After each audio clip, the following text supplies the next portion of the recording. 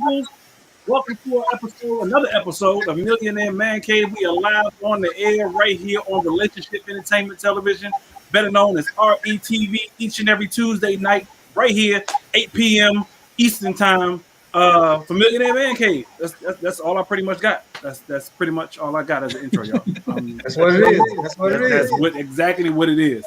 Y'all could have chosen to be anywhere, but you've chosen to spend the next hour and some change with us. I guarantee you this is a hell of a show. We got a hell of a show for y'all tonight. We're going to talk about something a little bit different tonight than we usually talk about, but I guarantee you it's another banger. So make sure you tune in, share it with your friends, share it with your family, all that other good stuff that I usually say right about now. But since we got a hell of a show, let me go ahead and get my introductions out the way and the intro out the way and all that good stuff, and then we can get into all the good stuff we got to talk about. As usual, my brother from another mother is in the building with us. What's going on, Money Mike? Sitting outside in the actually warm tonight, so you good? What's going on, Mike? Yeah, y'all can't clown me tonight. Hey. It's warm. It feels good tonight. Exactly. But you know what? So far, I'm gonna talk about it once we get all the way around. What's going on down there, Mr. Reasonable? What's going on? Yeah. What's good with you? Ain't nothing, cool, chilling. Don't never say can't nobody talk about you. We can find something. Exactly. We find something. Shit. What's going on, Black? Black is in the building. He got his big B on his shirt today. What's going on, Black?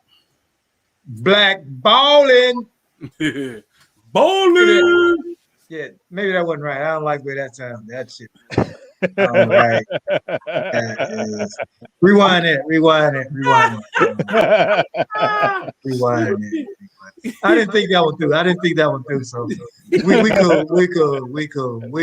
What the B stand for? Better not say that no more. That's what B stand for. B stand for Black America. Exactly. Yo, so before we get all the way into it, because y'all know I sometimes forget, let's go and hit this intro right quick.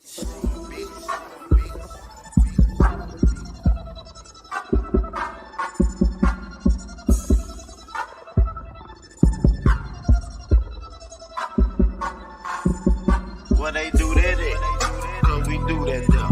I see you talking, so we gon' take it though. And yeah, talking cheap, so don't do that though. My click 100 deep.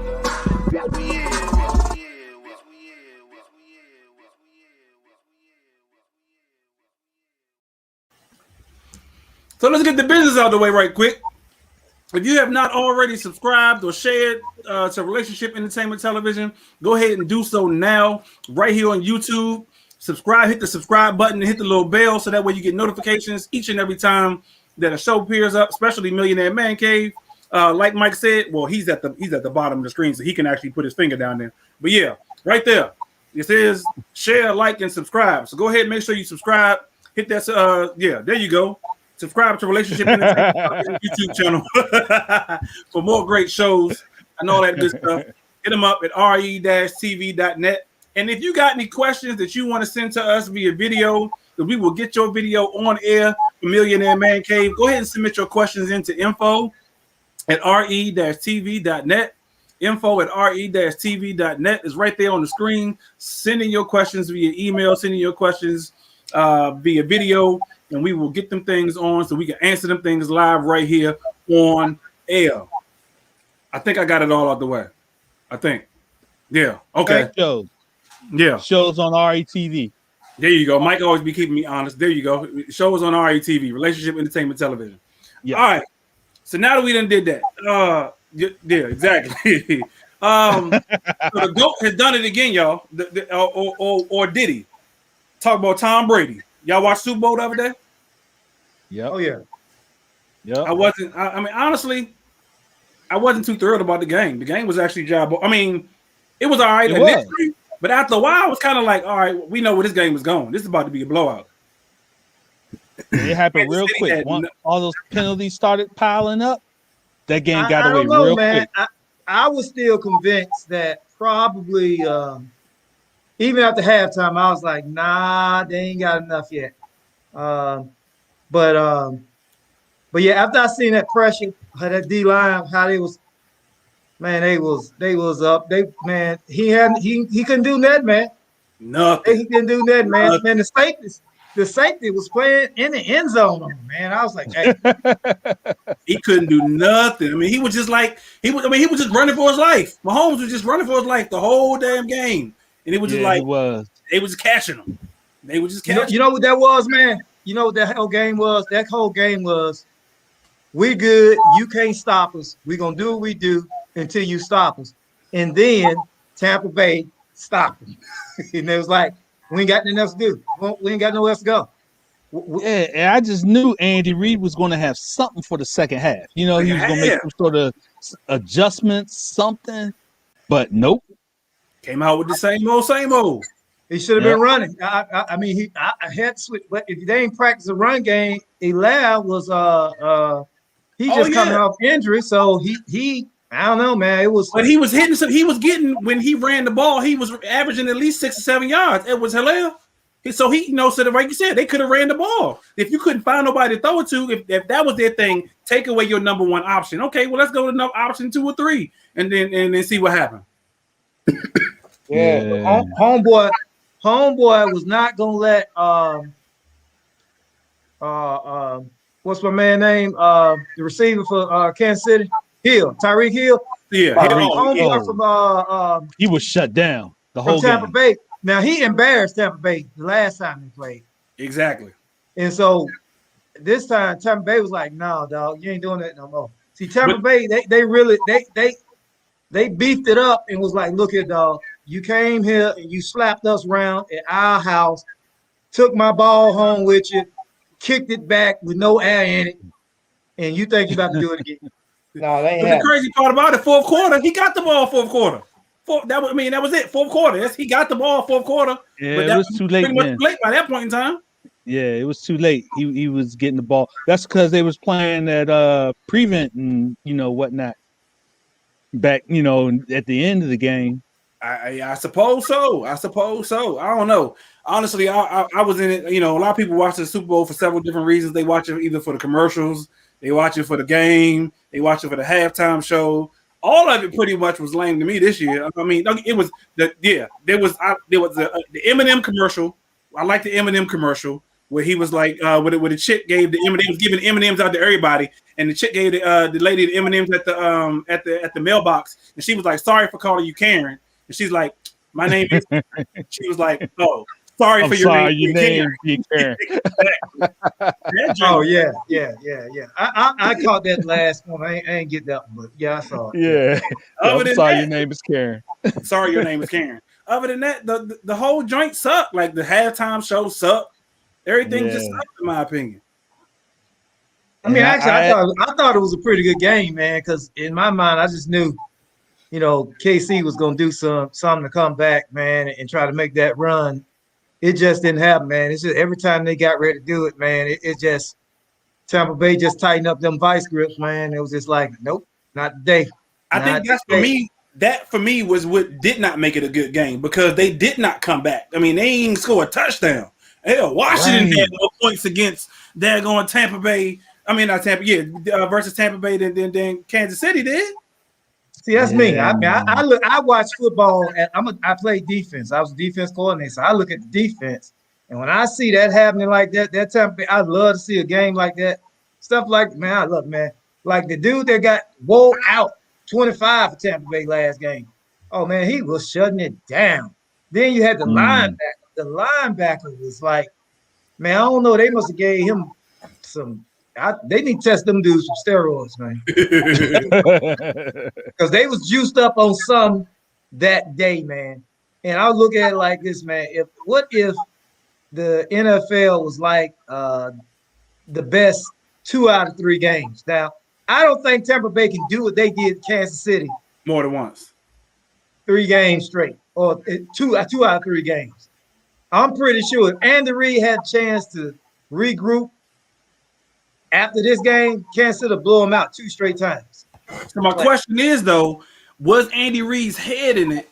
And the reason I say that is because his son wound up down there looking, because his son wound up getting into an accident and wound up damn near critically injuring the little girl like 3 days before. Yeah. Yeah. No, I was just gonna say it could be right, but I was just like Andy Reid was like the water boy, right? How like Coach Klein when what's the name? The coach, the red what is his name? Bellew come to town, how he clam up.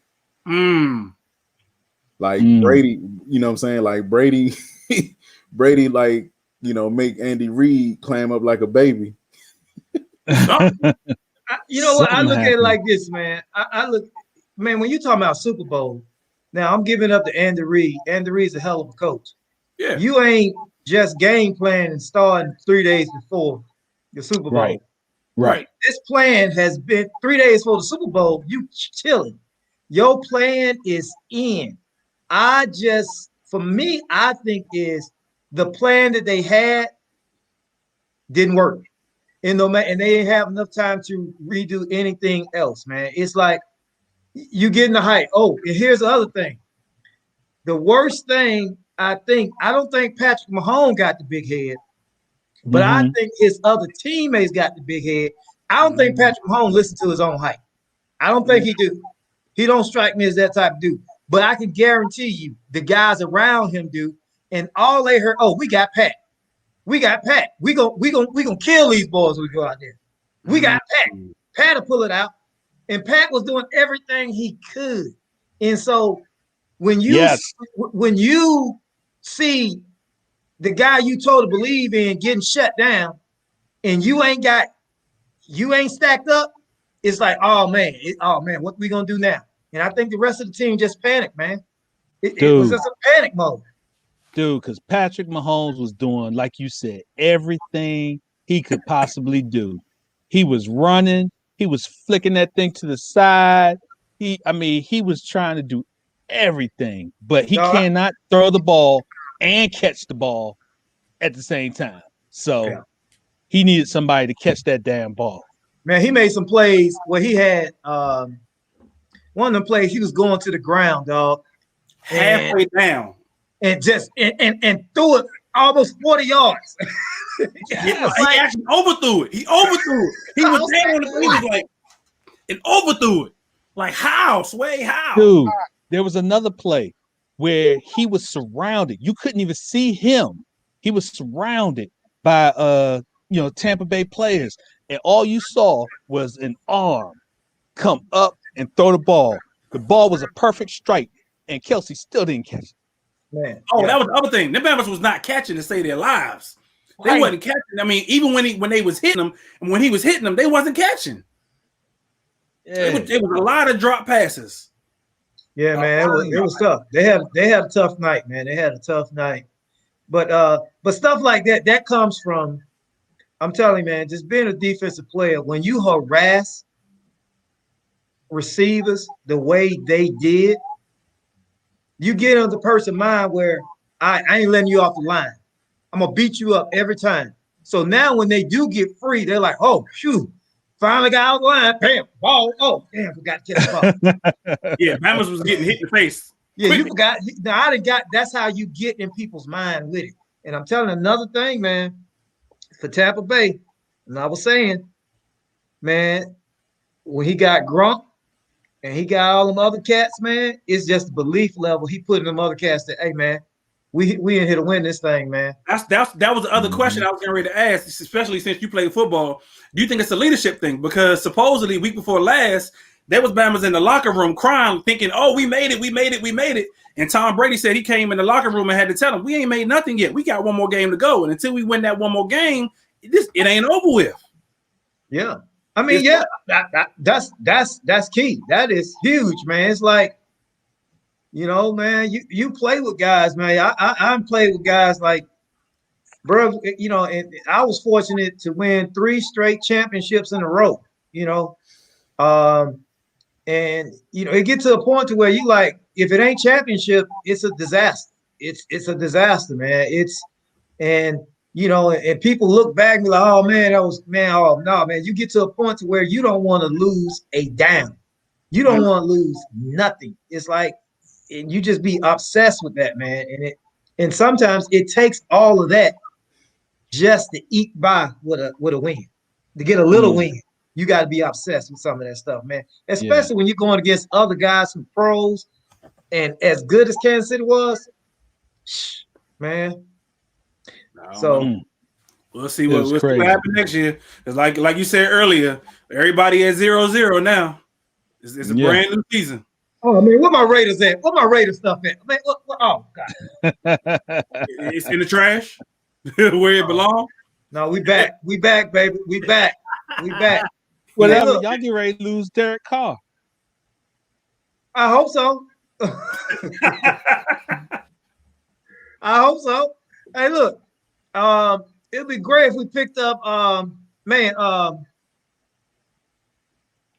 who? Watson? Yeah. Woo, Watson? Yes. Look out for that. Man, they asking for the bond and the bin for Watson. And Watson supposedly said he interested in Denver. Hey, man, you seen how much the Raiders tickets are in that new stadium? Nah. No. Oh, they can get Watson. They got to pay for that stadium. They might as well pay for him too. Hey, prices in that stadium is ridiculous, man. A nosebleed was $500. Are you serious? Damn. Yeah. To see who? See the Raiders, boy. No, against who though? The Ringling Brothers. That's who. No, I mean with that opening night. Oh, opening night. Oh, opening night, and then the Monday Night Football, and they played the Saints. Oh, okay. Yeah. Them them primetime games. That's why. So I have tickets. I was supposed to go to the game, but I couldn't go because they shut all the stadiums down. Right. So I got tickets. You know, hey, if when they open up next year, I'm there, baby. I'm there. Oh yeah, you know they gonna open them up next year. They lost too much money this year, but everybody gonna have some people in the stands next year. I guarantee you that. Yeah, man. All 32 teams gonna have somebody in the stands next year. Speaking of which, go ahead, Ty. Go ahead. So Sunday is Valentine's Day. I wasn't about to say that. I was about Sunday. To say that. Speaking of Sunday, it's Valentine's Day. What y'all doing? I know Donnell usually be asking, what everybody doing. What y'all doing? Don't speak at once. I just instantly got a new man code. I instantly got a new man code. Justine, where my pen at? I need my pen. Let me get my pen. What to say? Oh, I was just saying, man. We not going out anywhere. We still self-quarantining, and it's been doing well for us. But I did pick her up a few things, that she should be surprised by, had it delivered. And, we'll just kind of keep it chill. Probably go out to get some food from somewhere, curbside, bring it home. Okay. What y'all got on the plate up there, Donnell? Mr. Reasonable? You and the missus. Nothing. Not a damn thing. Oh, my bad. Bro, man. I got you. Nothing. Okay. I got you, Donnell. You gotta catch. See, Donnell be saying some slick stuff. You gotta catch. He must. His wife must be watching. You don't want to give it away. No, he gave it away. He said nothing. He nothing. I'm slow today, y'all. I'm slow today. I got you. Is that a gift? And don't you come too soon. Exactly. A lot of people say you shouldn't get what you should be able to get year round on Valentine's Day. So is that technically a gift? If your wife giving it up for you on Valentine's Day, is that a gift? That is not a gift. It depends on if she rapped. I don't get rapping. Let me get what I need. Oh no, man. Let's help these fellas out, man. Let's help some guys out with some past Valentine's Day gifts that made your woman feel moist. Let's help these fellas out, man. Women sometimes they hard to. I mean, they really hard to do for. They hard to please. They ain't never satisfied. Shit, never. Never. I mean, don't be wrong. Like and honestly, me personally, I try to do for mine year round. So when it comes to Valentine's Day, it's really nothing special, to be honest with you. That's just me. I try to, she's not big on, flowers and stuff like that. She's bigger on like, financial. So she told me a long time ago, don't give me no more flowers. Buy me some stock. I'm like, okay, that works. Wow. That works for Valentine's I wish Day. I would. Bitcoin. Man, if I gave my wife money, I'd get killed. Really? Look. Here's my wife. I mean, she's been more happy. I lost some of my power with the Valentine's Day because my power has been, fellas, if you got a wife or a woman in the workplace, you got to make every other woman in that workplace be like, damn, I wish that was me. Gotcha. So it's like delivering stuff to their workplace, day after day, like, why is you getting stuff? It's Valentine's Day Friday. Why is you getting stuff on Monday? Then Tuesday, then Wednesday, then Thursday, then you show up Friday. Stuff like that, man. And then that's I mean, a lot of that power for mine. I got to do it through Zoom. I got to send a Zoom meeting or something. One of the dopest things I seen. This was some years back, and I don't remember who it was for. It wasn't like nothing I did, but somebody sent like a singing telegram to their girl's job, and they had somebody show up and they was singing "I love you" songs to their woman at their job. That can go one of two ways. They can be as embarrassed as hell, or they can be like, "Oh, that was romantic." Yeah. I mean, it can go both ways. I mean, I don't know, man. I'm at a loss this year, man. It's just like going out. We ain't really big on going. I know, she ain't really big on going out. So especially not in these times, you don't want me going nowhere. We going to dinner. I'm telling you now. Me and my wife, we going. As a matter of fact, they called me today. It was funny because the restaurant we going to called me today. Say, Mr. Robertson, we wanted to let you know that we are not doing our traditional menu. We are having Valentine's Day specials. And I was like, okay, so what's the specials? So they broke down their specials to me, and I was like, all right, y'all called me just to tell me that. And they was like, yeah, we just wanted you to know, so that way when you got here, there wasn't no surprises. I was like, okay. Cool. I know. I'm not doing the Valentine's. I'll probably do it Saturday night. I don't want to do it when it's just gonna be jam packed. It ain't gonna be jam packed, considering the fact that everybody got capacity limitations. Yeah, I ain't want to be in there with all of them. I'll go Saturday night when they ain't expecting. Yeah. I made reservations a month ago. Just because I knew they got capacity limitations. And damn, where you going to eat at? What Chef Boyardee gonna be cooking? Who the hell you trying to go look at? What they got reservations during COVID? What's the dude that they be doing the salt dude? Yeah, that dude. I don't know. Chef Jeff.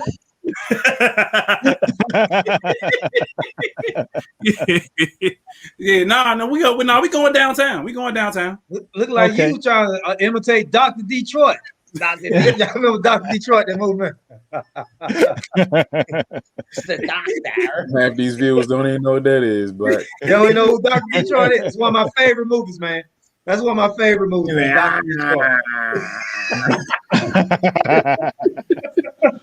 Damn, y'all took it back. I'm gonna watch that within the next few weeks when I get some time. I haven't seen Dr. Detroit since I was probably like 10 years old, man. That's one of my favorite Dan Aykroyd movies, man. That dude, they killed that one. They killed. Yeah, that's what we doing for Valentine's Day. But to each his own. A lot of people don't celebrate Valentine's Day because, like I said, I do stuff year round, so I try not to do nothing really special. But what I also try to do, because I got a daughter, I try to do something for her. But she also told me she don't want flowers. I usually give her some flowers and a card, something like that, and just to make her feel special, whatnot. And she was like, "Yeah, I don't want flowers. Flowers die." And I was like, "Oh, okay." Yeah, man. I've always been a proponent for giving plants. I like plants. That's something that's gonna last. Like I bought you this 10 Valentine's Day ago, 10 anniversaries or 10 birthdays, still growing. I like doing stuff like that, but most people don't. They like. I'm not giving my daughter a plant. She won't like that either. Yeah. Shake away, kid. Shoot. That's Y'all just got Buy me a listen. weed. I got Buy it. I'm me a gonna weed plant. I'm gonna give my Somebody give me daughter. a I'm gonna weed give my plant. daughter I'll take that. the Valentine's Day gummy bears, the red and white ones. which one is them? Red and white drinks from what brand is that? Go to It's Sugar or something. I'll forward it to you. Got you. But you got to go to like the candy store. You can't just go to like Walmart and grab it. Yeah, she ain't a big candy person anyway, but I'm still trying to figure out what I'm gonna get my daughter. That's Hey, just if anybody watch, give us your ideas about what you doing for Valentine's Day, man. I need some help, man. Somebody send me something, man. I ain't got how many days? When is it? Sunday? Sunday. Yeah. Yeah, man. Give me some You better ideas. start listening, man. You better start listening to what she's talking about. She might not be talking about nothing. I mean, man, she talking about school. School See, work. I catch my wife on stuff where she talks about like something that she liked that she lost or that she doesn't have anymore, and I try to replace. I do things like that. I try to do stuff where I hear her say she'd like to try something, and then I might, but she won't spend the money herself to get it. So I'll go on and spend my money to get it. Mike. It's a setup. She do all that on purpose. She purposely be dropping them hints because she know damn well if I say I don't want to spend my money on this, I'm gonna wait the Mike go ahead and buy it for me. Yeah, I got one too, Mike. Mine talked about a place that they want to travel just off the humbug one time, but since this stuff been all locked down, man, and I'm like, I really wanted to do it this year, but I'm like, nah, it's not time for that just yet. Step out with the traveling. So I'm big for travel. Got you. Yeah, so shut down anyway. Yeah, a lot of places are locked down. So yeah, we supposed to be going to Thailand later this year, but now that Thailand shut down, we can't even go there. So damn, man, get y'all one of them role playing outfits. Go to what's that show? Spencer's. Go to Spencer's Gift. Listen, ain't no time. It ain't no time like the present in COVID, right? We at home. If you want to be the plumber and she the customer, go ahead and lay that pipe. Go ahead and lay that. Go ahead, come in there, be like, ma'am, I'm here to fix your pipes. Hey, if she the nurse, and you the patient, listen, it's time to be creative. 2021. Exactly. I like that. That's a good one. This is the first one we did on lockdown. Yeah, it is. Yeah, it is. Things start locking down in March, so it's the first one. Yeah. Hopefully, it's the last one we done did in damn lockdown. Yeah. So y'all getting vaccinated when it's time for y'all? I want it. Getting it, Mike. I'm still up in the air. Still up in the air. I don't know how I feel about that one. I still don't know. My thing is this: they gave it to all the frontline workers first. All those people. Old people second. Right.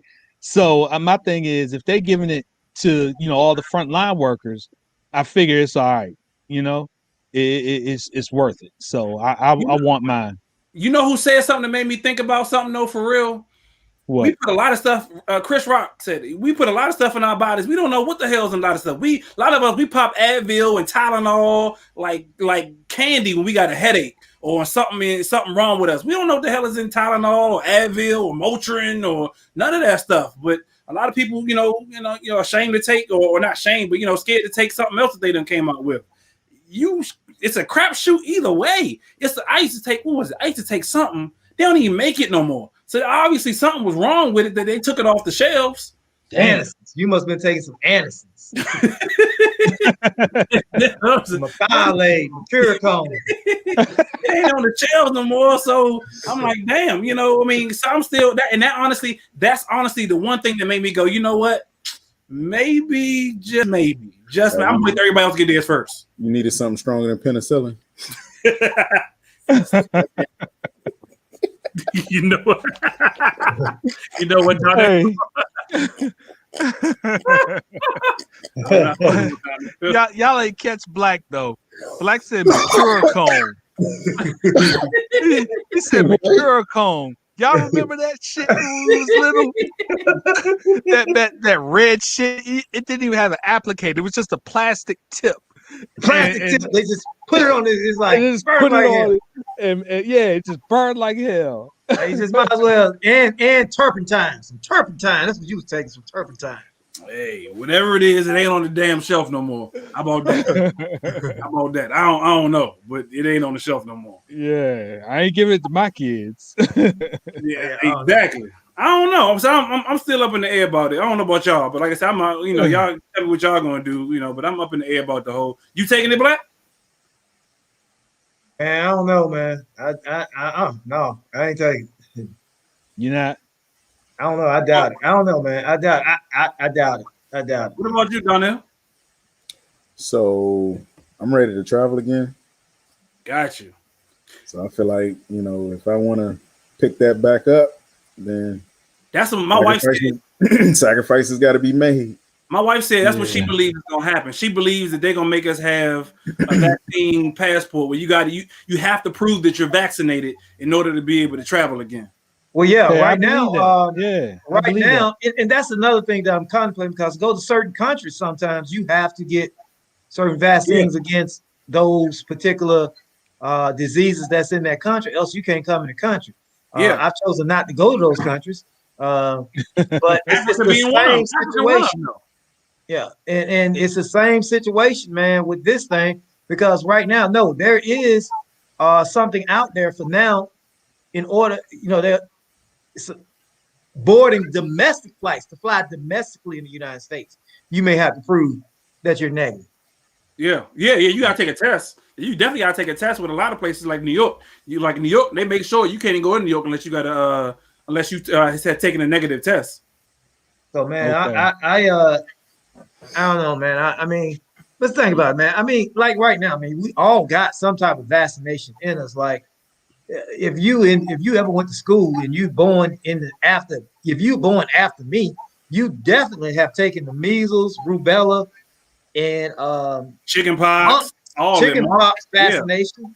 Yeah. They won't let you in school now without those vaccinations. So, I mean, we got some vaccines in us, man, already, and I don't want no more, man. I don't want no more.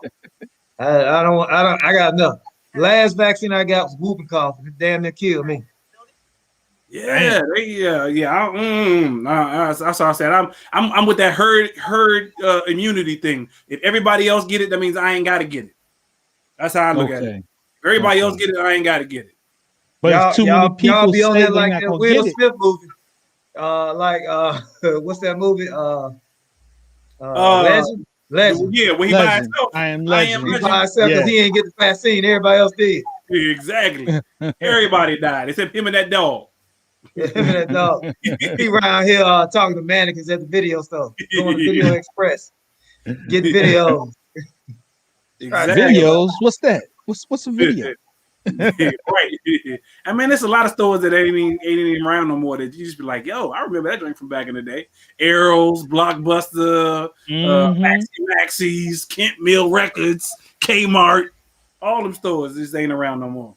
Man, you remember when Blockbuster was Blockbuster Video, then it came out Blockbuster Records. Boy, you know how many Master P No Limit albums I bought from Blockbuster? Word? I ain't never heard Blockbuster Records. Yeah. You know Blockbuster music? Y'all ain't have Blockbuster music? No area. They had Blockbuster music as music because they started phasing out of the videos and they started phasing into CDs and music. Okay. No, I didn't know that. I ain't never heard of that. Yeah, video stores where you go rent movies. Yeah, yeah. I know about Blockbuster, but I ain't never heard Blockbuster music. Oh yeah. Gotcha. Okay. Speaking of they just had that in Birmingham. Yeah, that's the country thing. That's that B-ham. Look, you mother. That's that yard party. No, what?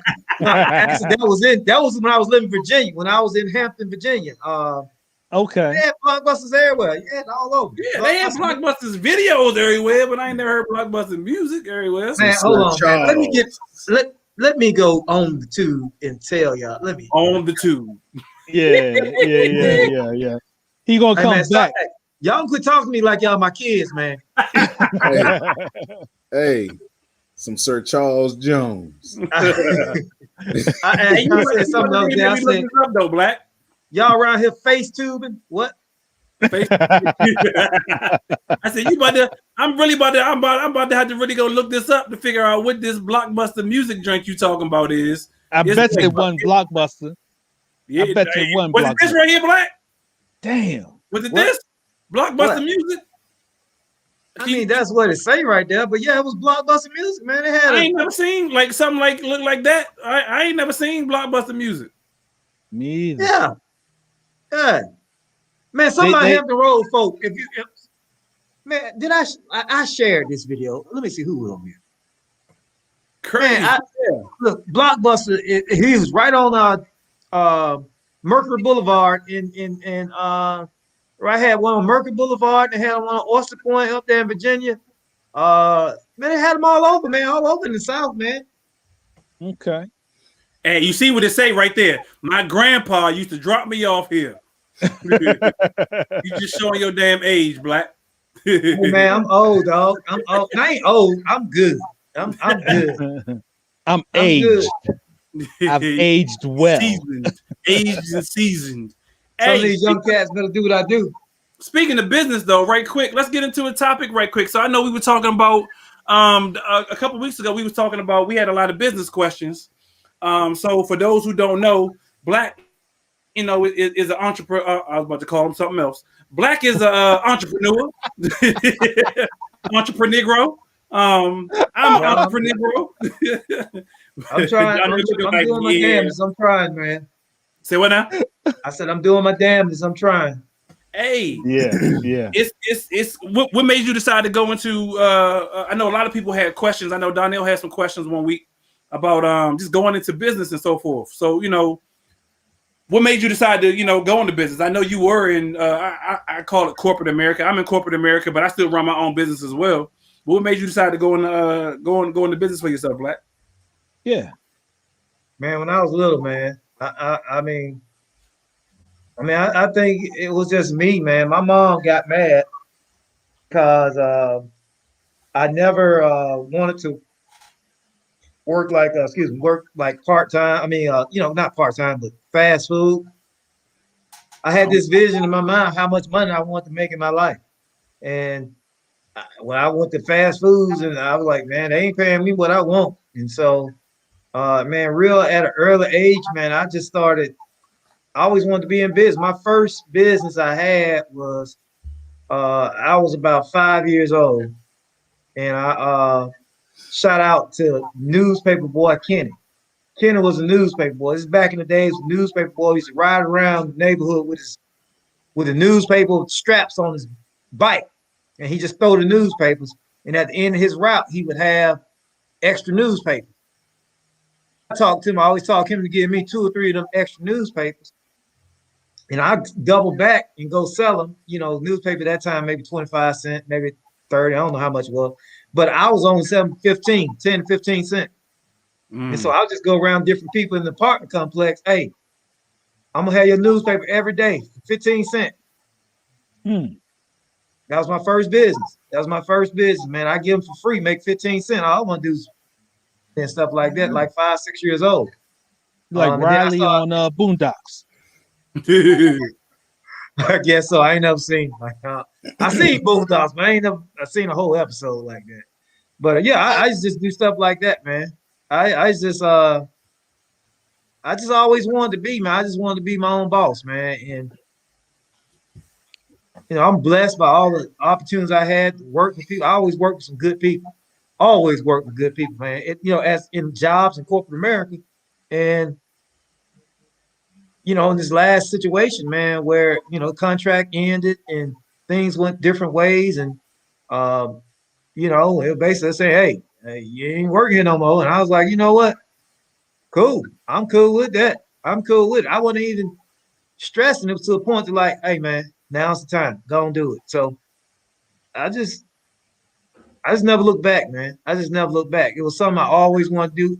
Even I don't care how much money I was making, man. Even shoot, man.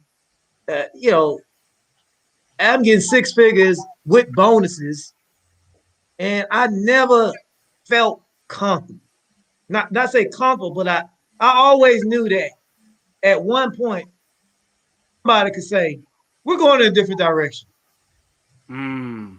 and it's over. Yeah. Yeah. Okay. Okay. And that does not sit well with me. It ain't the point that it wasn't the point that they would do it directly to me, but it's the point of, hey, listen, you can have a vice president of the whole company who had these initiatives. They get rid of that vice president, new vice president come in, especially when you're an executive in a company. And they're like, hey, we're doing away with all those positions. We don't do that anymore. And I'm like, yo, okay, all right. And so I could have jumped right back on it and went somewhere else. But then I decided, I said, you know what, man? If I'm going to go through some bull crap, I'm going through it for myself. Okay. So answer me this, Black. Answer me this, because you completely switched gears. You was in education for what? Damn near 20 years, right? Still in education. I've never. You're still in education, but I'm talking about like within the school system. You was actually literally in the school systems for damn near 20 years. Teachers, principals, administrator, all that good stuff. Now you completely in a whole different realm of business, though. Like a lot of people don't know what it is. You know, they're like, should I go ahead and get me a business with a franchise because I like this business, or should I start my own because I'm good at something, or you know, how should I go about figuring out what the hell it is that I want to do? That's a real good question, Yes. man.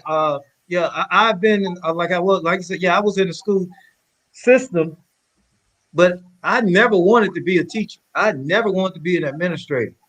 It was just something that I didn't know a talent that I had it just happened natural for me. But even through all those years, I still wanted my own thing. And it's to a point now to where it's not that the point that I love kids. I love children. I love working with them. I love helping people. I love doing for people. So I'm just not in the school system, but I'm always an educator. I'm always in education. The different programs I got going on right now with kids. You know, the entrepreneurs for kids. That's my passion. So for those people who don't know, you know, I own 3 franchises, 3 carpet cleaning franchises. And with that, is the people like, man, how you go from education to owning 3 carpet cleaning franchises? You clean carpets? The one thing I would tell people is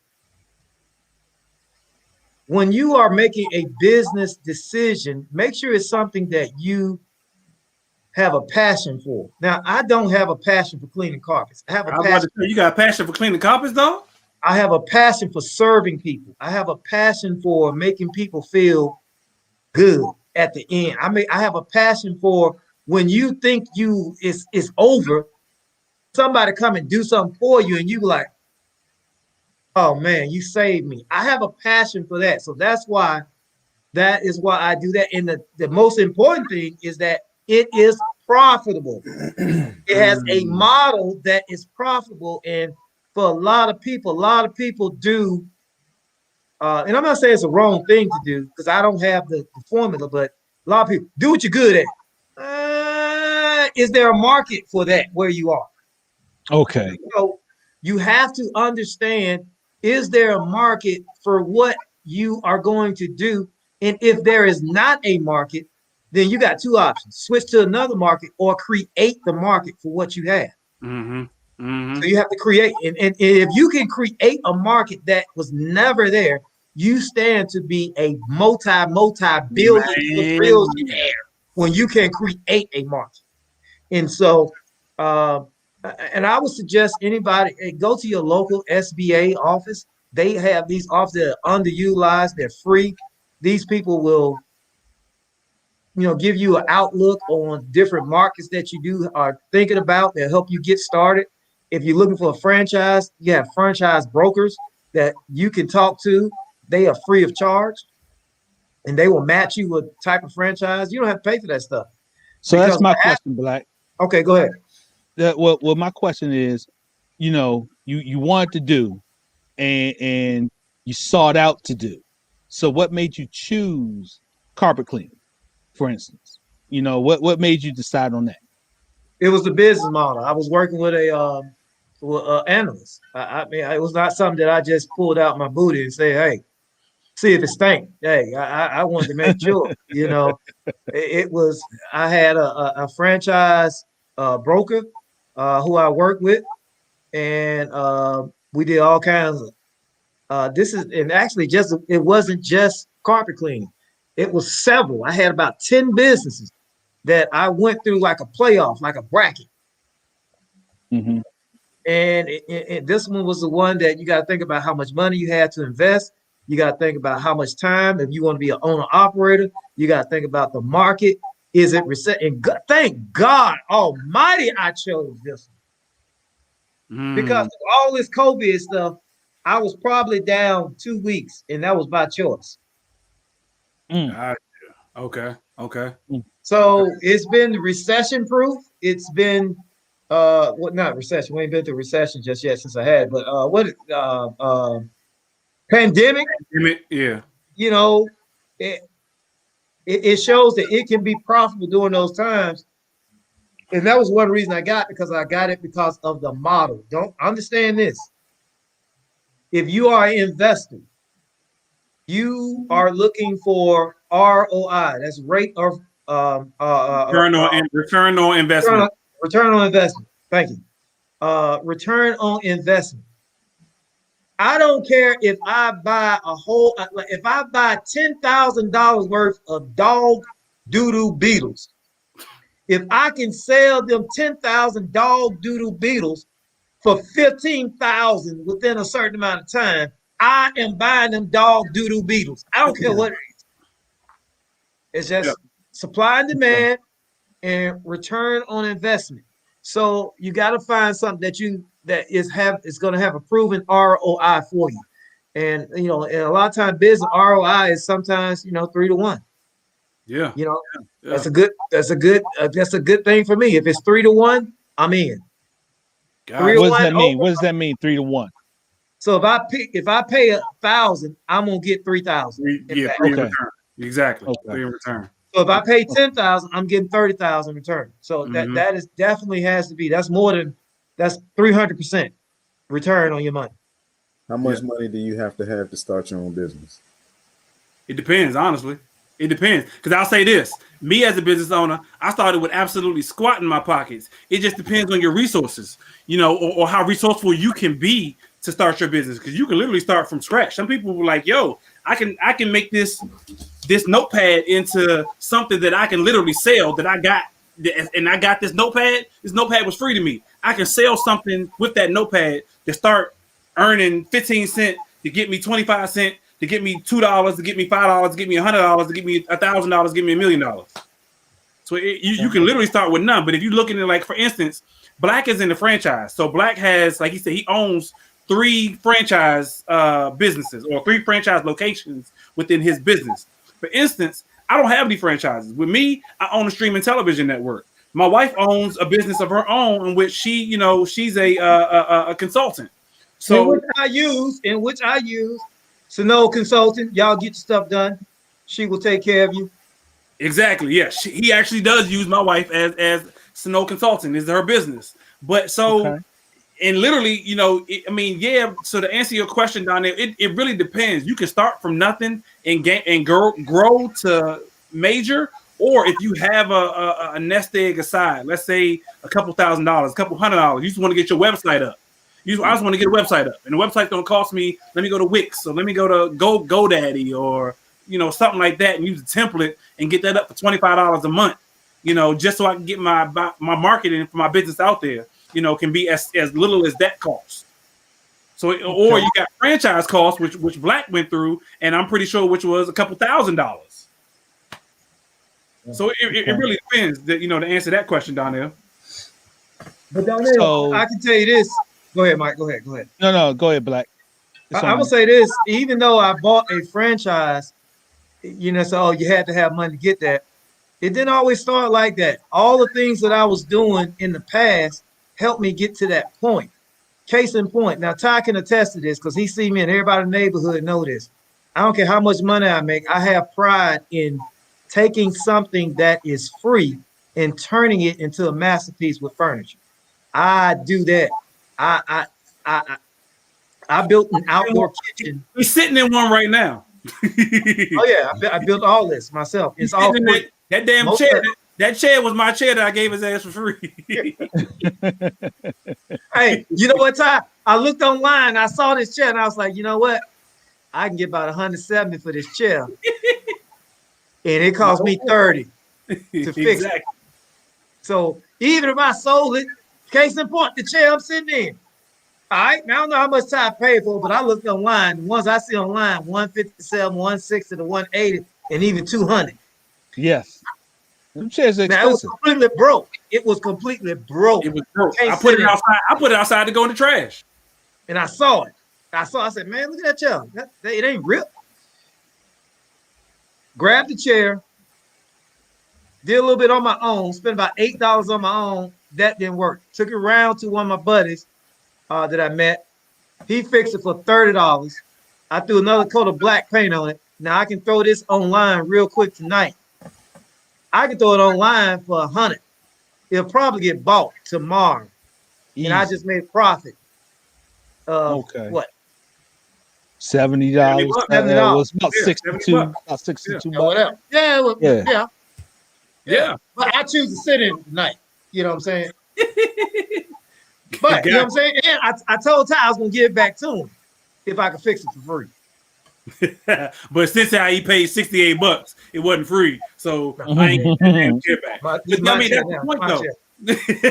But that's the point though. You can literally start from something from nothing and grow it into something in order to start your business. So you really, while yes, for the most part, it does take money, in order to make money.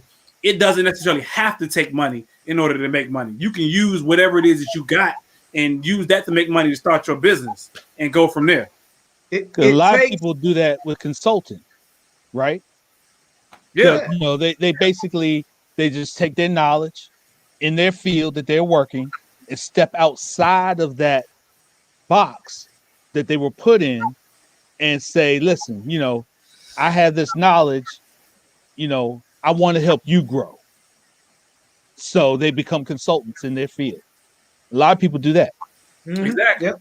Exactly. We pass by all the money that we need a lot of times, man. Like, for instance, my other passion that I do is in real estate. And I am always looking at places. I don't care if it's a trailer park. I don't care if it's a thing. I don't care what it is. I'm looking at it. I'm like, I look around. Is it other people living around here? And if it is, if I can get this for cheap and redo it and get more profit, that it's good. As long as it handles my 3-to-1. It's 3-to-1. I got to be able to do 3-to-1. If it ain't happening there, and that's the bottom line. Like when people say break even, I don't want to break even with nothing. No. Nobody goes into breaking even business to break even. Like nobody goes into business to fail. Nobody goes into business to break even. Everybody goes into business for some sort of return, and it may not necessarily always. So for instance, for me, my return right now is not necessarily monetary. My return right now may be, viewership. My return may be, whatever it may be for me that may in turn lead to monetary later down the line. So your return can be, something completely different than monetary necessarily, because most businesses, and Black can probably attest to this, don't make money within their first 3 to 5 years anyway. Absolutely. You're absolutely right. You're absolutely right, man. Business is it ain't no fake it till you make it situation, man. It's look, you're gonna go through to be what you gotta do with this stuff, man. You gotta pay your dues, and you gotta pay it in advance. And it ain't on sale. It don't come on sale. They don't have no coupons. You got to do what you have to do to see it. Because I see other guys doing other stuff. I mean, they booming. You're like, oh my God, when is it gonna be my turn? Hey man, you just keep on keeping on. Man, stick to it. Stick to it. Don't make no stupid mistakes. And if you do make a stupid mistake, don't do it again. And hope it don't just ruin you. So I say anybody can be in business and do something, man. And you just got to figure out not how you gonna go in business. You just need to figure out that you want to be in business. That's the main thing you got to do first. Okay. I want to be. And when that becomes a desire, because that was how I could take and say the hell and shoot the middle fingers up to corporate America and be like, man, take your $180,000 and shove it up your rectum. I don't want it. Take it. You can have it. For less money. For less money. And people are like, you stupid. You stupid. You telling me you passed up $180,000, almost $200,000 for $50,000 a year? I damn sure did. Guess what? I was talking with one of my partners, my business partners, and we were laughing. He had a situation where something happened with his kid at school, and he just did it, and we were laughing and joking. I said, man, don't it feel good, man, to not have to ask or tell nobody that you have a family situation? And he said, man, that's why we do it. That's why we do it. And it was a point where he was saying, he said, you know what, man, when you are in control of yourself, if we really wanted to today, if I wanted to, I could go out and I could say, I'm not coming home till I make 5,000 or 10,000, whatever, how much money you want. If I wanted to, because it can be done. I just gotta, if I'm a grinder and I'm a dog, like I say I am, at any given time, I can do that and refuse to come home until I get it done. And it's possible. And so that's the beauty of it. Like, you look at, for me, I look at what I have the ability to do. Right now I have no one to blame for anything that goes wrong except me. True. But you know what I say though, Black? So you know what I say to that though, Black? Not everybody, and this is my personal opinion, so I'm gonna stick by this, but not everybody is meant to be an entrepreneur. Let me say that. But that doesn't mean you can't be. Like Black, you said, Black, it takes for you to have the will and the want to in order to be an entrepreneur, to start for yourself. I'll give a perfect example. My wife, for instance. So we had a candle business. Donnell knows this because Donnell was one of our best customers as far as candle business. And Donnell, you still got a candle coming. I ain't forget. Because she said, damn, Donnell, what you doing with all them candles? Y'all ain't got no lights? Hey, I like burning candles. You know what Teddy P said? Turn off the lights. Turn them off. Turn them off.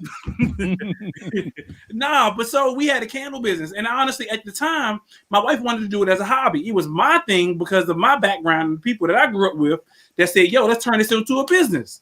But she didn't at the time have the mental mindset to run it as a business.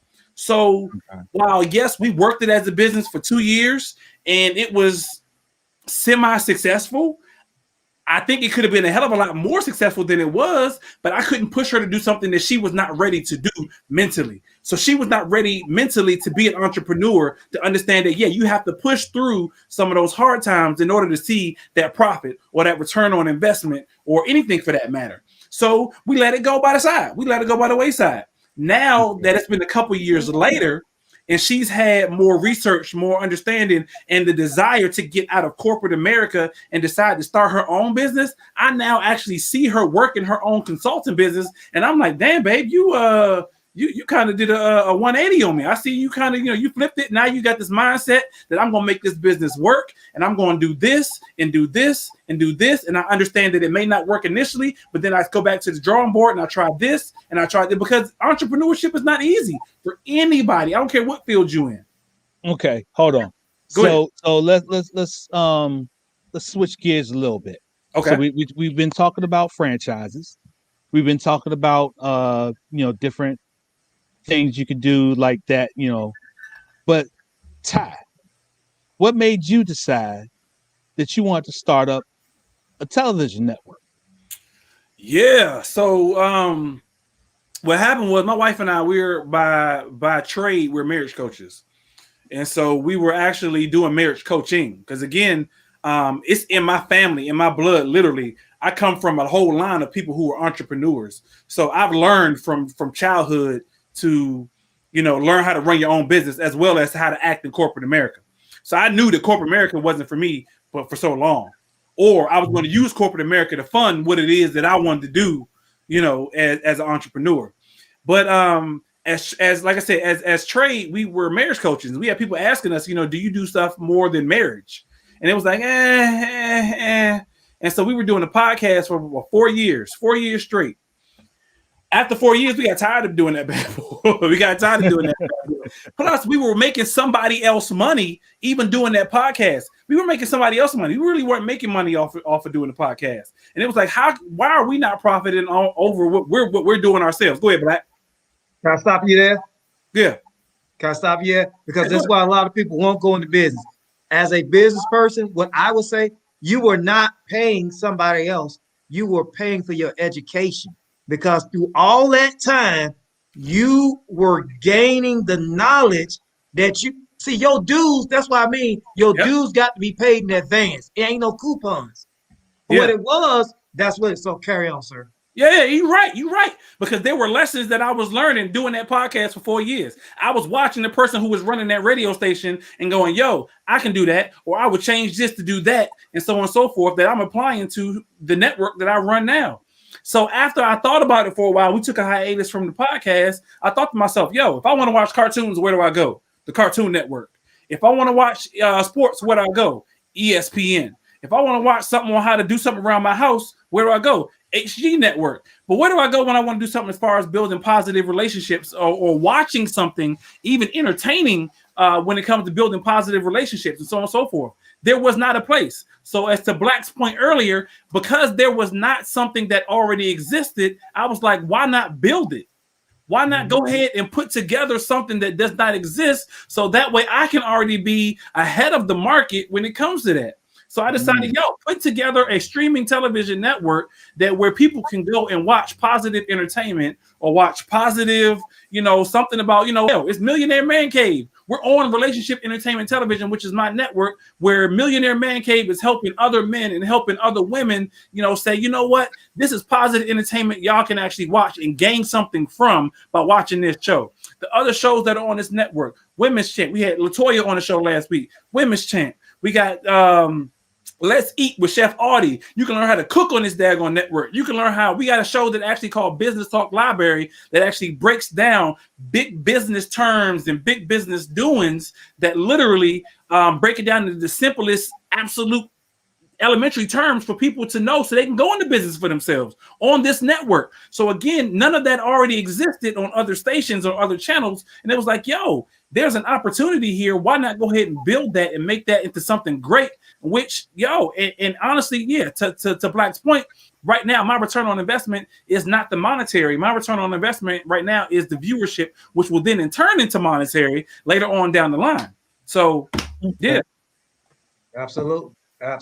You had to find something that fulfilled you. That's the other thing. Find something that fulfills you, because you can do something all day long and you can be like, you know what? I'm bored with this shit. I want to do something else different. This kills me. I hate getting up to go to work every morning, blah, blah, blah, blah, blah, blah. But I guarantee you, although Black owns a carpet cleaning company, he doesn't hate to get up every morning to go to work for himself. Me owning the streaming television network, something I did anyway. I watch television anyway. I don't hate to get up in the morning to put together shows or program shows or market this, that, and the third. Man, I guarantee you, being a business owner is probably one of the best things that a person can do for themselves, especially a Black person. Yes, absolutely. I had that conversation today with some people, man, because I'm always out there networking, and so it's not just you got to have an idea of what you got to know what you want, and I think. One key thing that a lot of people suffer with is a lack of definiteness. I don't know if that's a word, but you haven't defined what you want in life. Your definiteness. You know what I'm saying? If that's a word. He making it up. It's man cave. You can make it up. Yeah, Ain't I'm making it nobody- up, man, right now. But I can tell you right now, if anybody know me, you know, you can go back through yearbooks, you can go back through, you know, just different stuff. I always knew it. I wanted a certain life. I did not know how to get there, but I know what I wanted. And that vision has never changed for me. It ain't just carpet cleaning. It's even in this show. Now, just when Ty and I hooked up, because we was on those podcasts when he was doing the other stuff. Yep. Mm-hmm. As I said, I've always been loving kids and I love to educate. And I saw that this network and these particular shows were a way to continue education Yes. out being in the school system. Okay. You see what I'm saying? So Yeah. my voice is much more powerful now because I'm not confined to a 500 population school or 30 child classroom. Now, multitudes, millions. This stuff is. We had a conversation, man. You know, we got a little heated a few weeks ago with the show, but I said, man, I was told people why I do this, why I want to do this, because if I pass away today, this stuff that we're talking about is out there forever. Right. And somebody can grab hold to it and it can change their lives. Thus, I'm still educating, man, as best as I can. You know, we laugh, we joke, we do stupid stuff, but don't ever think I'm a fool. I ain't never did that. It's too many people in my life, grandmothers, my mama, my dad, who have suffered. They people who have suffered to make sure that I had a way. And I'm not going to F that up. Now, I'm not effing that up. You know what I'm saying? So I got to be out there doing what I can to my best of my ability. That's why I want to be independent. I want to be independent. But independent does not mean that you don't depend on other people. Oh, yeah. That's not what that means. And a lot of times I think people stop because they feel they got to do everything themselves. That's my biggest problem I ever had in my career. Once I start submitting and allowing people to help me and asking for help so I can be independent, you know, I've seen a lot of changes take place. And I think that's what a lot of people think that stopped them from being in business. It was one key quote that I heard. When you going after your goals and dreams, there is no reason to stop unless you get a red light. Why would you stop and there's no red light? Like, why would you stop when they say, oh, it's tough? Have you ran into a tough situation in that business yet? Or that goal or that dream? You know, and for me, it was like, all right, man, go ahead. Go and do this thing now. And it was like, man, just keep going until you run to a stop. And when you run to that stop, figure it out and keep going. I was about to say, Black, because think about this. All right, as a human being, do you not run into challenges? Do you not run into stops in your life as a human being or as a man, as a Black man? Do we not run into stops damn near daily? So do on we Earth, as Earth? If you live on Earth, you got stops. Yeah. So do we kill ourselves because we ran into a stop then? Nope. No. You figure out a way, like you said, your favorite phrase, keep on keeping on. You figure out a way around it, or you figure out a way to maneuver or over it or under it or whatever, and you keep moving forward. And it's the same thing in business. Yeah, you're going to get to a point in business, you can be like, damn it, I feel like I was doing good, and now all of a sudden, it's the drop spill. I ain't making no money. Oh, man, I want to quit. You might want to quit, man. You might, man, I'm quitting. Yeah. I ain't doing this no more. So and then here's somehow it's got to be something in you that says don't quit. Jump back on that horse. Yeah. And keep riding, baby. Keep riding. Wait, Mike. So here's another question for both of you. Networking. So how important in your respective fields is it to network? And do you have to be selective, or how do you select your network? Okay. Ty, you want that one? You want me to get that one first? I'll go first. I'll go first. Because we have, and so we have two different industries. So his may be a little bit different from mine. But network is important. I mean, network is important. I mean, period. Because one, my thing is, I'm not the first person to do what I've done. Black's not the first person to do what he's done. So it's important for me as a business owner to network with other people to have done similar things or even different things to figure out how they've done it. So I don't have to reinvent the wheel for my damn self. I can be like, yo, how did you do that? So I can figure out how to do it, and then not only do it, but figure out how to maneuver it and take off from it so I can learn from it and shoot past what they've done. So that in one way, for me specifically, is how networking works for me.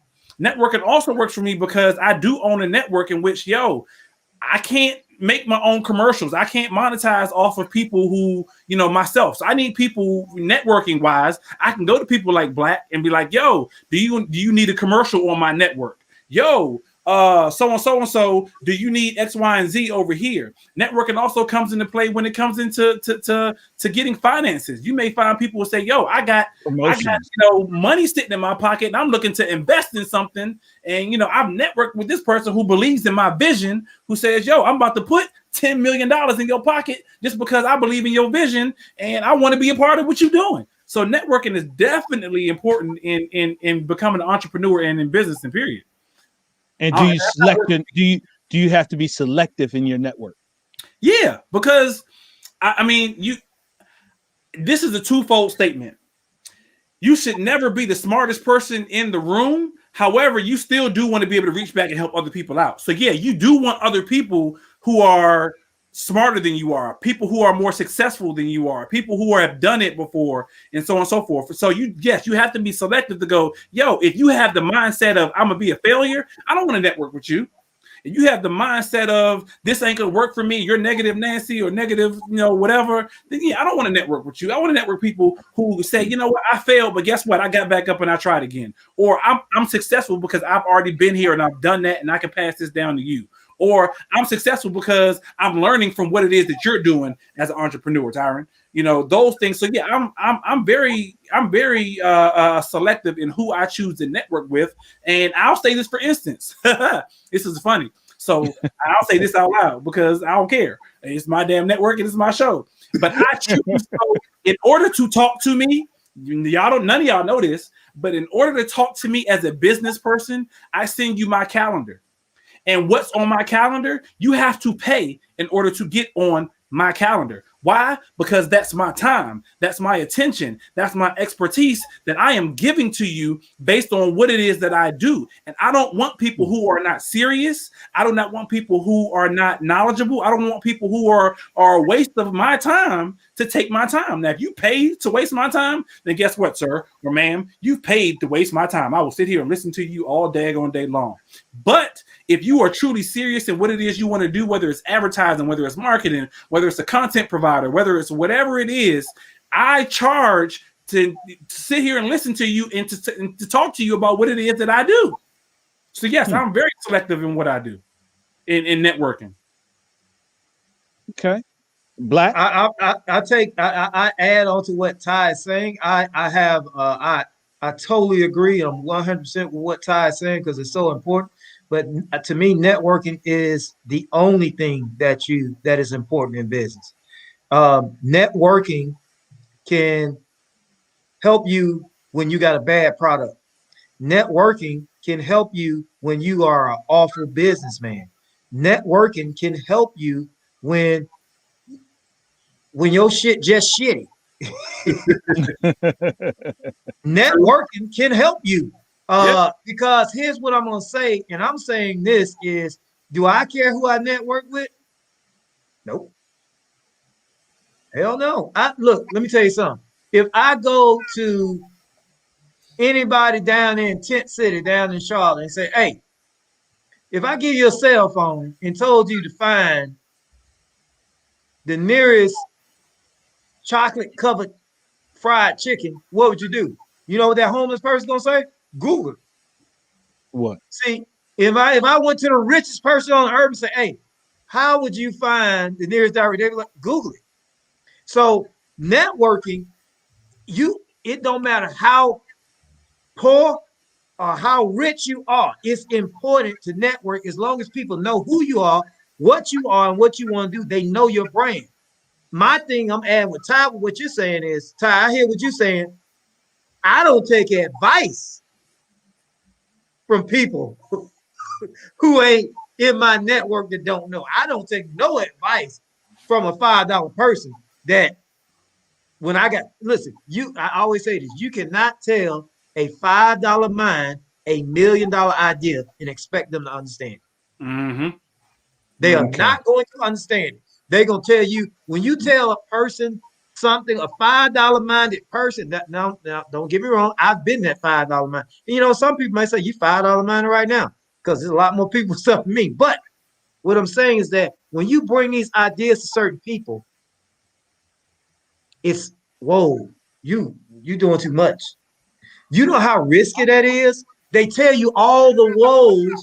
That's that negative Nancy. And that is never, you know what I'm saying? When I talk to people, when I tell them about stuff I'm gonna do, you know what they say? Go for it. Tell me how it go. If it go good for you, I think I'm gonna steal it. If it don't, then I'm glad you did it. Those are the people that I work with. Ain't nothing too big. Nothing too big. There is nothing too big for the right person. There's nothing too big for the right person, man. When I was in the school system, even as a principal, it's like, how you gonna get teachers to do this program and you gonna have them come in on a weekend and not pay them? They told me it couldn't be done. We did it. We did it. We took down in one of the highest daggone suspension in areas in the school system. Cause I'm like, look, I was like, man, y'all, you trying to suspend kids who is me. That is me when I was little. So you live here calling me mister and you calling me boss and I'm hiring you, but then you look at these kids and say, oh, they're unteachable. And I'm like, you're telling me that I'm unteachable because I did stuff worse than them. We're gonna do this program. And so that's how we did it. And so, man, it's on me for networking. Networking is the only thing in business. Network can beat any problem you got in business. If you suck, look, man, come on, man, really. Soldier boy. You. It really, look, okay, we all hip hop heads. Let's go through hip hop history and look at the bullshit that worked because networking. Networking all it means that how many people know you? Yeah. Okay. How many people can call your name when it's time for something? You know what I'm saying? How many people know what you do? And that's the most important thing, man. I mean, I think that's it. You got to be able to get out there and spread your name. When people think about certain things, they got to think about you. Or you got to be in the top 10. You know, you talk about goats of sports. Mm-hmm. If I say, all right, who's the number one GOAT in sports? There's only a few names that a lot of people gonna name right now. Yep. You're gonna name Tom Brady, you're gonna name Michael Jordan, you're gonna name Serena Williams, you're gonna name Arthur Ashe, you're gonna name all them people. You know, you're gonna go to them, man. And guess what? All of them ain't as good as advertised. Mm-hmm. So, one of them is better than all of them. We don't know.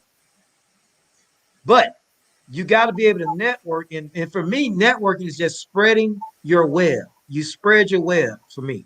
You spread that web and catch everything. I ain't got to eat it, but I'm catching everything. You know, for me, when I hear people tell me bad advice and I know it, you know what I say? Thank you. Thank you.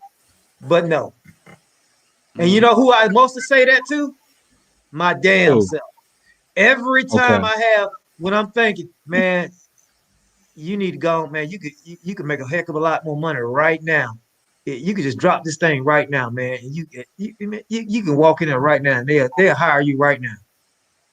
And I have to tell myself, thank you, brain, for bringing it up, because I know you trying to help me. But no, that's not what we're doing right now. Yep. My wife said the same thing. They've offered her, and she's like, I can go take this money. Going back and doing X, Y, and Z. But she's like, nope. No, thank you. Thank you, but no, thank you. she's telling her brain this, like Black said. Thank you, but no thank you. And Ty, you know what? I want to take it to more than just business.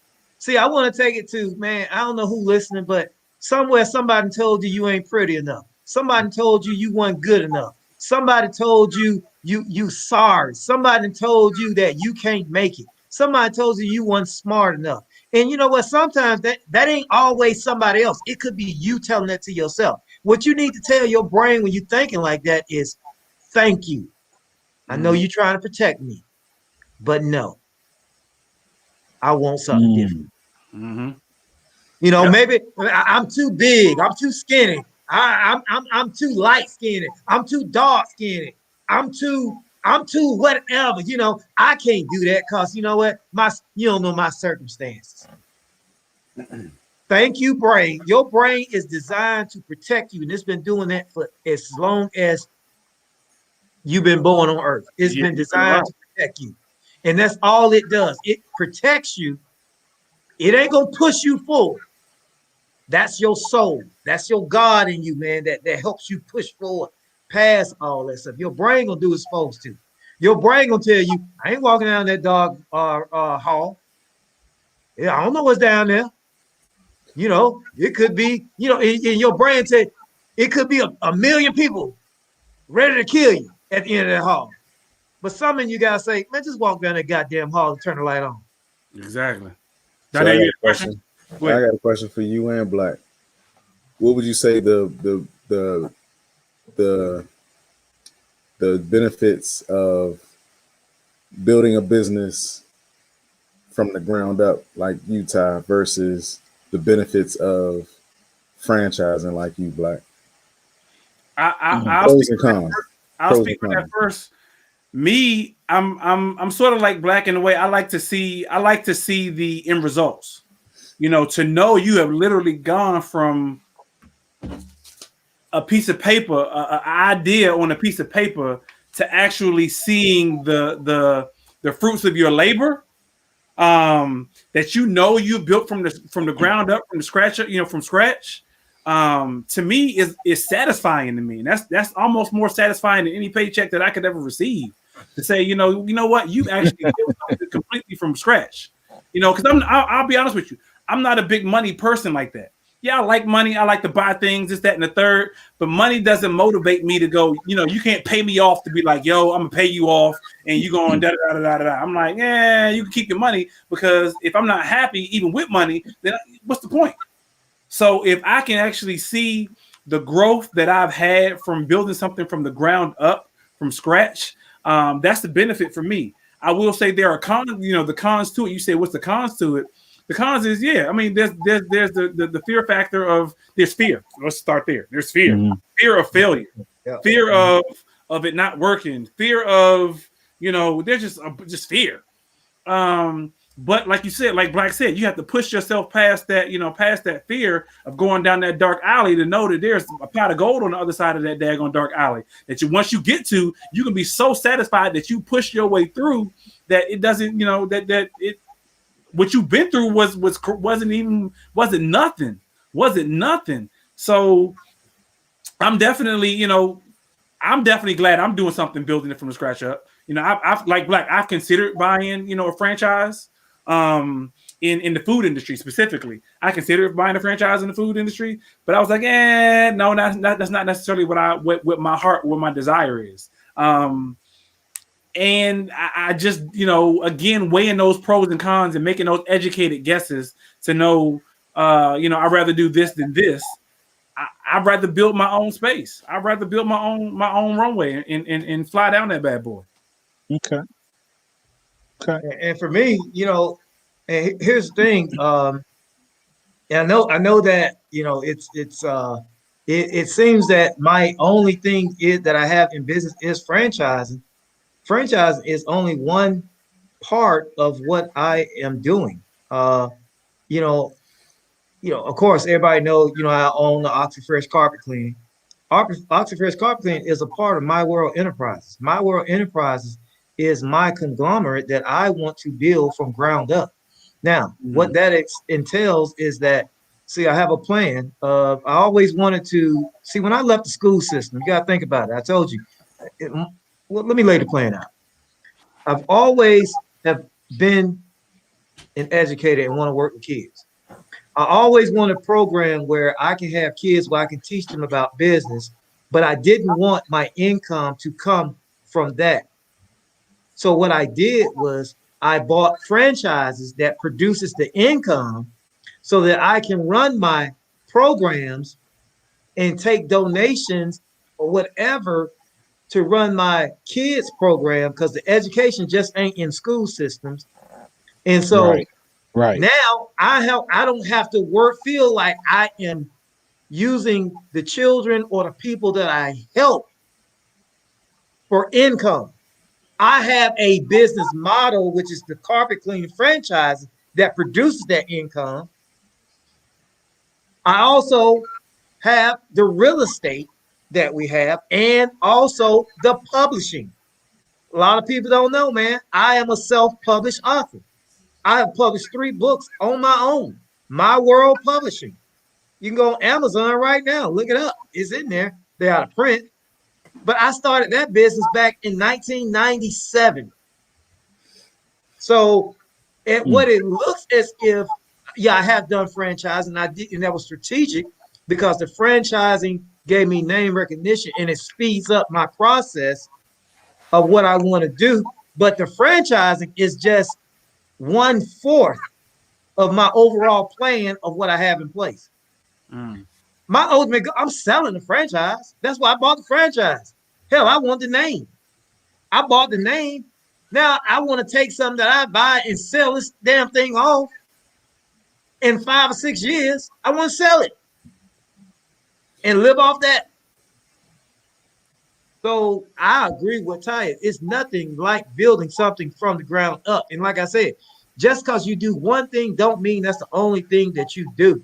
My whole thing is right now is My World Enterprises. And that's something that I had a vision for back in 1991. It came to me. And that was a vision that I have had in my mind for years. And so it's called My World Enterprises. That is my business.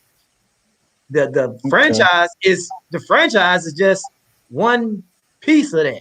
And that's crazy. That's crazy you say that, Black, because we actually have TNC Enterprises.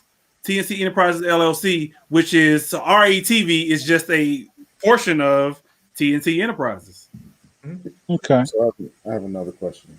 Go ahead, Donna. So when I think of franchises, I think of, you are paying someone else to essentially do your marketing, do your business, do all these things that you require to run a successful business. My question is, can those CEOs of whatever franchise you decide to invest in or become a franchisee, if they ever decided to pull the plug on that company, is there some type of stimulus, some type of contract obligation that they have to fulfill to you guys? Because I guess what I'm saying, in my eyes, much like what you said earlier, an employer might just say we're going in a different direction. If the franchise said, we don't want to do this anymore, where does that leave you as the business owner? Very good question. Hey, hold on. Before you answer that, I'm thinking about, he made me think about Papa John's. What about all those people who decide to get a Papa John's franchise, and then the owner of the franchises, the owner of Papa John's goes left? What do you do then? Very good. Very good question, man. And that's why, I'm going to answer both of those. Anytime you do a franchise, to answer Donnell's question, keep them going left and things like that, is anytime you are in consideration of a franchise, there's a legal document called a franchise FDD, a franchise disclosure document, which will disclose everything about that franchise. You would need to have someone. For me, I gave it to my lawyer. I let my lawyer read over it. We discussed it. I said, "Hey, look, man, I don't want no big words in this thing. So every big word in here I understand, you're gonna tell me in a regular word. Trump Okay? it down. Trump it down for me. Black it down. I don't do nothing with Trump. I don't do nothing with Trump. Okay. Trump it down. All right. I mean, I dumb it only, down you know like what? Hey, you know, when I play cards now, we don't even say that. We say cut. We cut. We cut. What's cut? What's cut? You better not say what's cut. All right. Anyway, that's a different thing. So there are certain things that can protect you, Donnell, in those things, and that's the FDD. It won't 100% protect you. And going to Mike's second question was a great example of, let's say, Papa John's. Papa John's face, the face of Papa John's, and that's the first thing. So here, what I knew that you have to be very smart with what you do. So one reason for me choosing the franchise that I chose, I wanted to know two things. Who is the face of this franchise? You cannot find one. He's not going to do any type of commercials. You've never seen an OxyFresh commercial on TV unless the local owner paid for it. We don't do that. There is no main head. There's a CEO of the franchise Barnett Enterprise. Barnett Enterprise, he does a lot of stuff. Awesome guy. I've been able to meet him. We don't advertise. That was one thing that was important to me. I do my own advertising. They don't market to me. I do my own marketing. We're all individuals. The next thing is what you saw in Papa John's is that when you have a main face, then if that main face does something stupid, then they think everybody. And I was telling people, even my family, they're like, we're not doing Papa John's. I said, wait a minute, stop. Papa John's is not a corporate. Papa John's is a franchise. There are black people who own Papa John's. Own Papa John's. And if you say you're not going to support Papa John's, then you're saying that you're not going to support a black-owned business. And a lot of us didn't understand that because we thought he owned all Papa John's. No, he does not. So what they do is they provide the blueprint for people like Black to say, hey, here is the business model. Like he said, we speaking of earlier, his thing was business model. Here's this business model that we know is successful, that we're going to hand to you, and you actually have to work it in order to be successful as well. And you can just use our name as brand recognition. Right. It's the brand recognition of the product that you're selling. Like, I mean, for a person, if I want to open a McDonald's, I buy a McDonald's. I ain't got to go out and convince you to come to McDonald's. Hell, if a McDonald's open up across the street from another McDonald's, both of them gonna be busy. Yeah. They can be right next door to each other. Both of them gonna be busy. All right. So it's the brand recognition of that, and that's one thing that I really paid attention to, and that's why I say you gotta do your homework. You gotta do your homework on what you're going into when you're buying franchises. Go ahead, Donnell. So how come? And this might be a stupid question. So how come the Chick-fil-A? How come no one works on Sundays, right? Because the CEO said we don't work on Sundays. Because Mr. Kathy, if I'm the franchise owner, shouldn't that be my decision? If it's in your franchise disclosure statement when they give it to you, if he says that, hey, in the franchise, the FDD, if it says all Chick-fil-A's are closed on Sunday, that is not a discretion. You don't have to sign. If you don't want to do that, then hey, you can't get one. So it's like that's why I'm big on documents, documenting what we want FDA, and what we do. You call FDA? FDD, a franchise FDD is like the document. bylaws, like buying a house, right? Yeah, it tells you everything you can do and everything that we are responsible for and everything that you are responsible for. Perfect example, Donnell. That was a perfect example. You buy a house and you buy a house in a neighborhood that got an HOA. Yeah, it's your house, but you still got to abide by the rules and the laws of the HOA of that specific neighborhood. So like he said, they're giving you the blueprint to say, you know what, this is what we do to keep our neighborhood up. Now you have to live within these blueprint rules but however, you can still kind of, tweak this and tweak that and make this your own, this, that, and the third. However, there are certain things as a blueprint that you still have to abide by in order to make this neighborhood look as good as it does. Yeah, because you got to maintain the brand. You have to maintain the brand. Now, at any given point, if I start doing shitty work,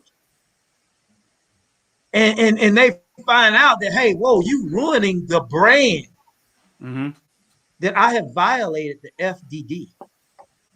And they can say, hey, look, when your 5 years up, you can't renew.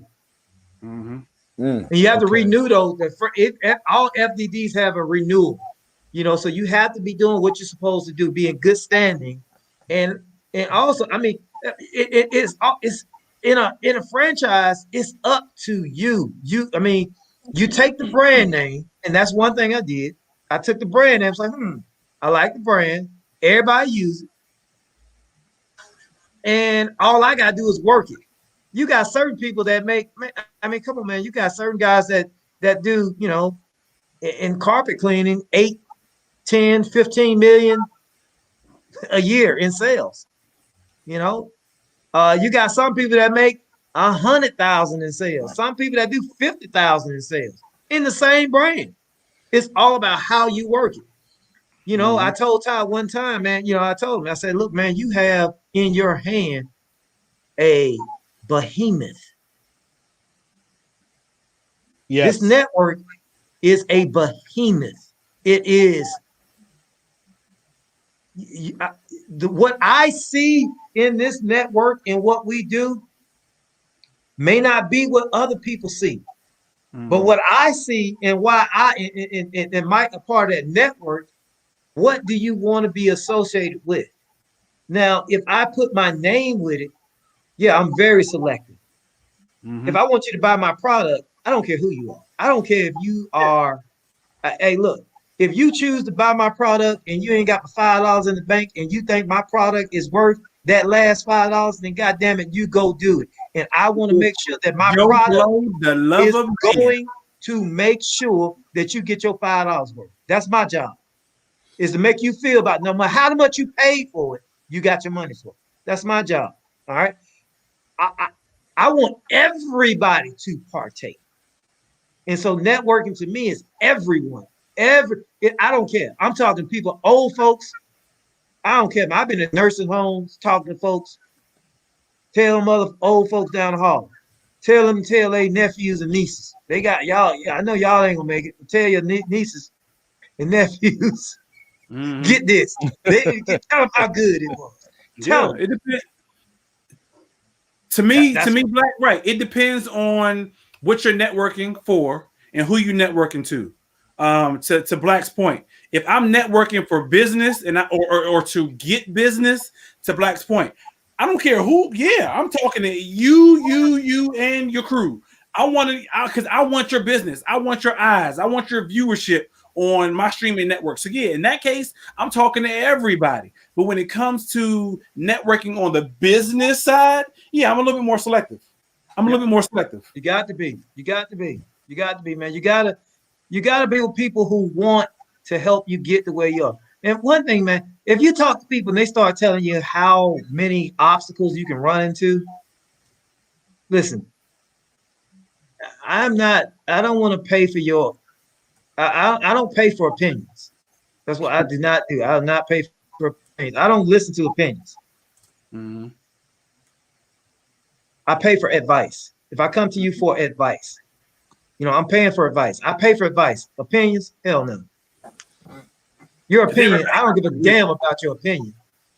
But I'm only going to pay for advice. And that advice has to be from someone who I feel has one thing, just one thing. And I'm telling you, man, here's another thing. Do not be afraid to invest in yourself. For me, for me, a lot of people don't know, man. I publish books. Right now, you can see right now, Cool Slick 50. We were in charge of that whole production of that first album, man, that he came out with. That's production. That was part of My World Music. You know what I'm saying? My World Music, My World Publishing, My World. Oh my God, it was just My World, just everything.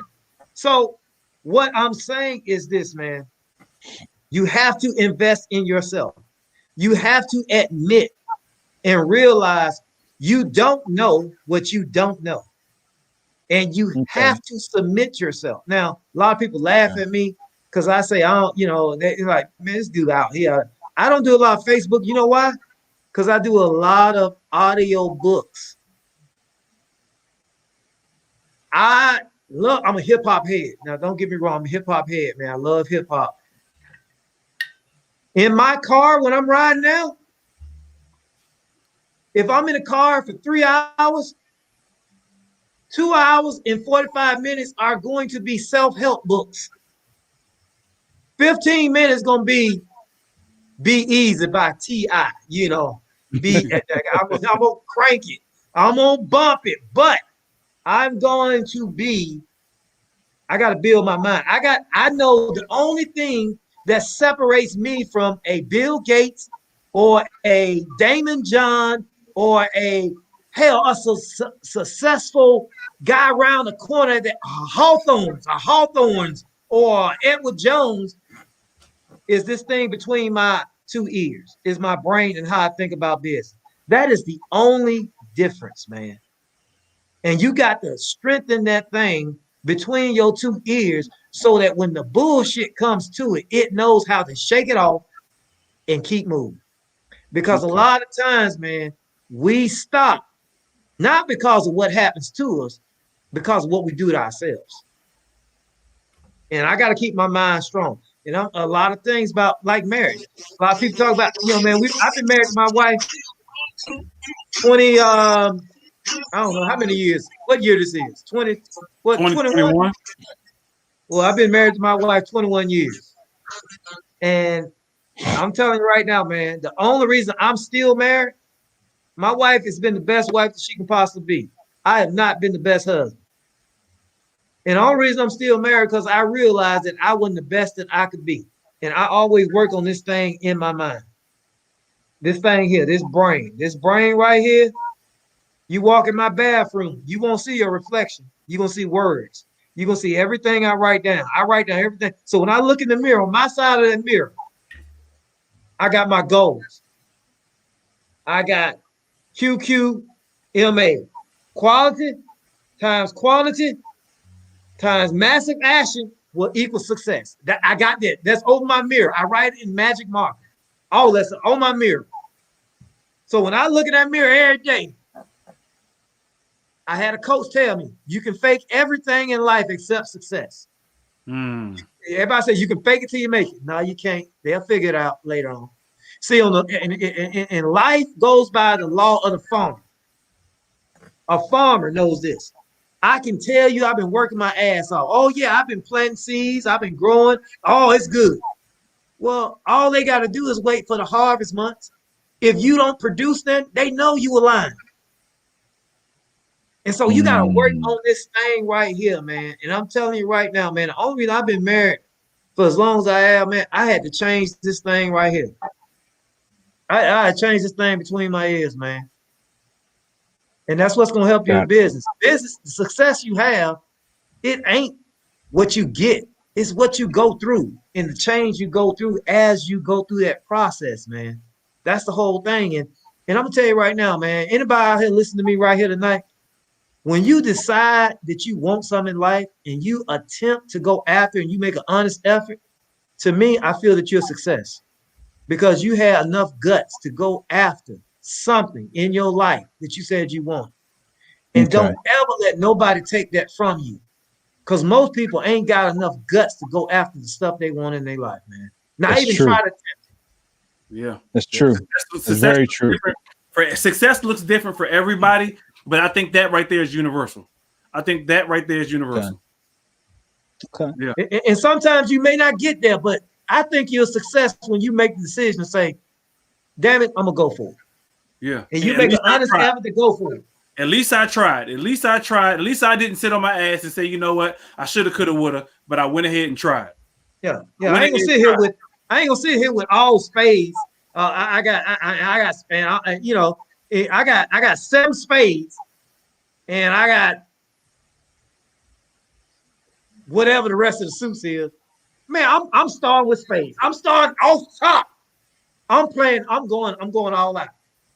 I'm gonna play them. I'm not gonna sit here and let these cards get ruined. Gotcha. If you beat me, you beat me. So be it. Because we already established life is hard anyway. Hell, if you in business or not in business. Yeah. Shit, go up to a homeless person, ask how hard life is. Hell, they ain't got nothing. Right. They gonna tell you it's hard. You go talk to what's the Facebook boy name? What's his name? Zuckerberg. Dang. Zuckerberg. Yeah, you talk to him. He having a hell of a time right now. All these lawsuits, these damn different. Now he got countries and stuff after him. What? He's like, I don't want no part of this. Amazon. Come on, man. You let them damn Amazon when them planes go down, and you responsible for a family. Come on, dog. Everybody got problems. Your problems ain't going nowhere. The only thing gonna change is your mind about how you handle the problems, and that's all I'm saying, man. You just gotta change your mind about how you gonna handle your problems. You can arrive in your problems broke as hell, or you can arrive in your problems looking good as hell. It's your choice. Exactly. And on that note, Black, let's go for man code because we are well over our damn time. Let's Man. go for man code. I can't even. Did we do the question?